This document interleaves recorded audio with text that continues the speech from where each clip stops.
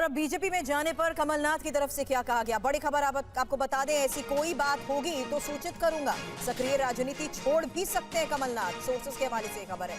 नकुलनाथ भी कांग्रेस छोड़ सकते हैं। मध्य प्रदेश के पूर्व मुख्यमंत्री और कांग्रेस के वरिष्ठ नेता कमलनाथ को लेकर कल से ये अटकलें लगाई जा रही हैं कि वो कांग्रेस से 4 दशक पुराना नाता तोड़ सकते हैं, बीजेपी का दामन थाम सकते हैं।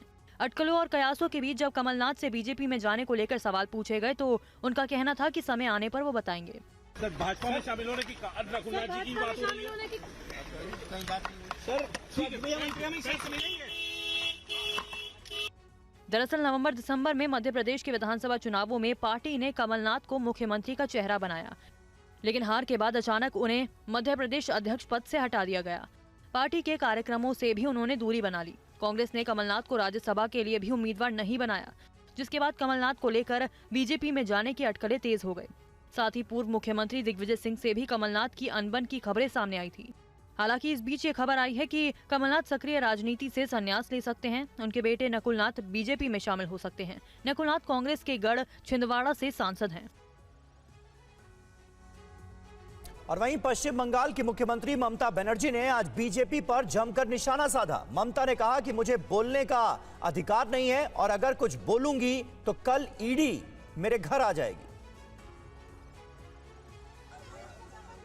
लोकसभा चुनाव से पहले बंगाल के संदेशखाली में महिलाओं की यौन उत्पीड़न और अत्याचार की घटनाओं पर जारी घमासान के बीच मुख्यमंत्री ममता बनर्जी ने बीजेपी पर एक के बाद एक हमला बोला।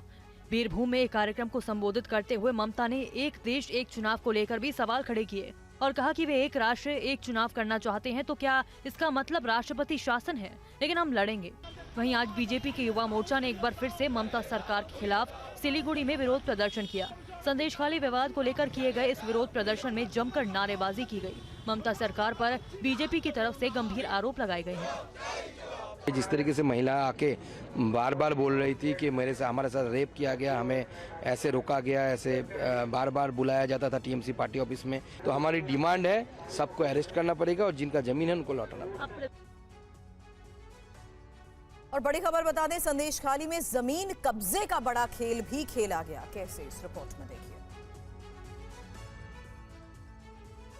पश्चिम बंगाल के संदेशखाली को लेकर कहा जा रहा है कि तृणमूल नेताओं शेख शाहजहां, उत्तम सरदार और शिबू हाजरा ने 10,000 बीघा से भी अधिक कृषि भूमि पर लीज के नाम पर कब्जा कर रखा है। इस पर राजनीति गर्म होती जा रही है। इस बीच टीएमसी महासचिव अभिषेक बनर्जी के निर्देश पर पार्थ भौमिक, सुजीत बोस और बीरबहा हांसदा का 3 सदस्यीय प्रतिनिधि मंडल संदेशखाली में पीड़ितों से मिलने पहुंचा है। बहरहाल शेख शाहजहां ने जिन किसानों की जमीन पर कब्जा किया है, उनके मुताबिक शेख शाहजहां ने अकेले पूरे संदेशखाली विधानसभा क्षेत्र में 8 से 10,000 बीघा जमीन पर अवैध कब्जा कर रखा है। अगर उत्तम सरदार और शिबू हाजरा को मिलाकर तीनों की बात करें तो लगभग 12 से 15,000 बीघा जमीन पर कब्जा किया हुआ है। गांव वालों का आरोप है कि गांव की करीब 225 बीघा जमीन पर लीज के नाम पर कब्जा किया जा चुका है। जब पैसे मांगे जाते हैं तो लोगों को लाठी डंडों से पीटा जाता है। हालात ऐसे हैं कि किसान अपने ही जमीन पर मजदूर बन गए हैं, खाने के लाले पड़ गए हैं। आरोप है कि जबरन कब्जा करने वालों ने बच्चों के खेल के मैदान, स्कूल और मंदिर की जमीन को भी नहीं छोड़ा है। और कांग्रेस से निष्कासित किए जा चुके नेता आचार्य प्रमोद कृष्णम ने एक बार फिर प्रधानमंत्री मोदी की तारीफ की है। प्रमोद कृष्णम ने कहा कि पीएम नरेंद्र मोदी गैरों को अपना बना रहे हैं और कुछ अभागे नेता अपनों को भी गैर बनाने के काम में जुटे हैं। पिछले दिनों प्रमोद कृष्णम ने पीएम मोदी से मुलाकात की थी और संभल जनपद में कल्कीधाम की आधारशिला रखने के लिए आमंत्रित किया था, जिसे पीएम ने स्वीकार भी किया। पीएम ने भी प्रमोद कृष्णम का आभार जताया था।